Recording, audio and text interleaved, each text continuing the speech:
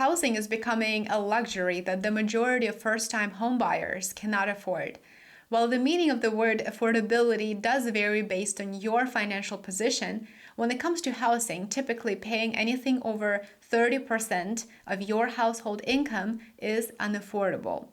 U.S. home prices rose and the 30-year fixed mortgage rate hit a new high. In its latest weekly update, Redfin reported that the median home sale price is up 3% year over year.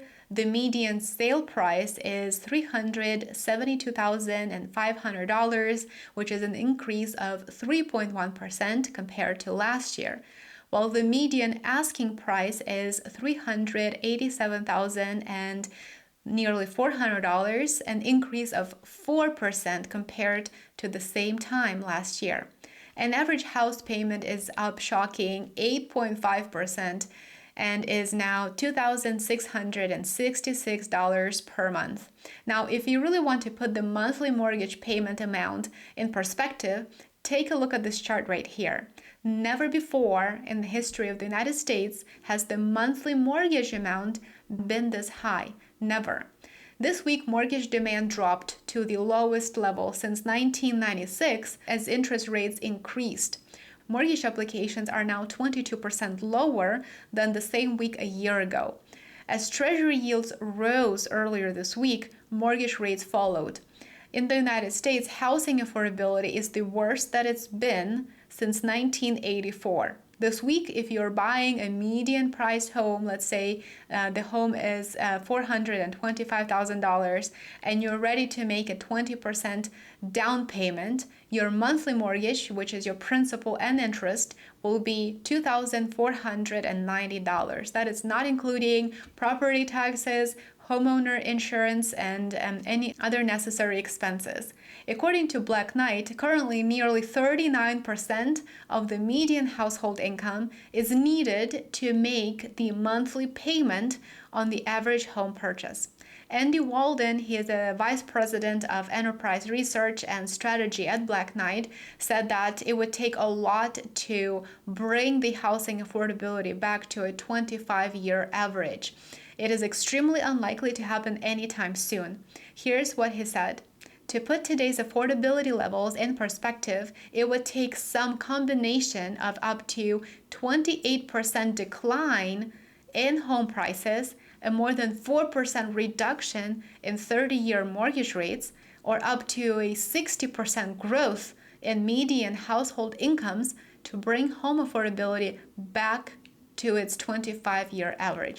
Of course, this is unlikely to happen anytime soon. He predicts that it would take years before home affordability returns to more traditional levels. Home prices haven't come down because of historically low housing inventory levels. About half of all homeowners in the United States now have a rate of 3% or less, so obviously they don't have any incentives at all to deal with the current rates. Over 90% of homeowners have a rate of 6% or less. Another part of the problem is that new construction is on par with resale homes in terms of price levels. This is because the cost of building materials remains historically high. Coupled with increasing mortgage rates, the forecast remains extremely pessimistic. Households are likely to continue renting or seek lower cost housing. An average American consumer is becoming weaker and weaker in this economic environment with high interest rates and high debt. One of the biggest obstacles to homeownership these days is the fact that savings as a percentage of national income has significantly declined.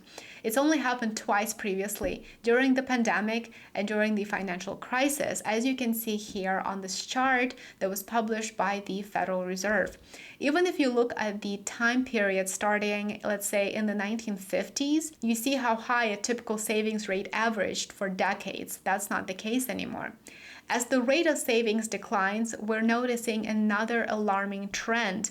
Mortgage payments as a percentage of median household income is surging. So household expenses now exceed monthly cash flow. It's just a matter of time until taking on more and more debt, credit card debt for the most part, will stop working for these households that are already struggling. This is precisely why in my latest article on Substack, I made an argument that the American middle class is not just shrinking, it's disappearing right in front of our eyes, as the middle class is not experiencing the same level of quality of life that they once had. This means that the society may be in a transition phase where a couple of decades from now, if not sooner, we may only have two extremes, the poor and the rich. I take online safety extremely seriously, which is why I've been using ExpressVPN to protect my online data. ExpressVPN offers best-in-class encryption that keeps your internet traffic protected from hackers and snoops. It uses the industry's most advanced VPN server, and it gives you control over your online privacy and how your data is being used. ExpressVPN is fully compatible with various apps and services, including sports streaming and online games. You can connect up to 5 devices simultaneously with just one subscription. Protect your whole home with ExpressVPN. Go ahead and claim 3 full months of free service when you sign up for a 12-month service.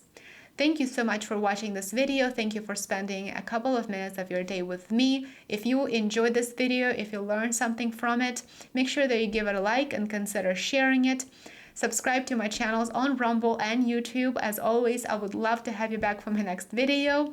And if you enjoy reading, find me on Substack, where among other types of content, you will find a weekly newsletter with the key events and economic data that will help you stay up to date on the most important news. And I will see you in my new one soon. Bye for now.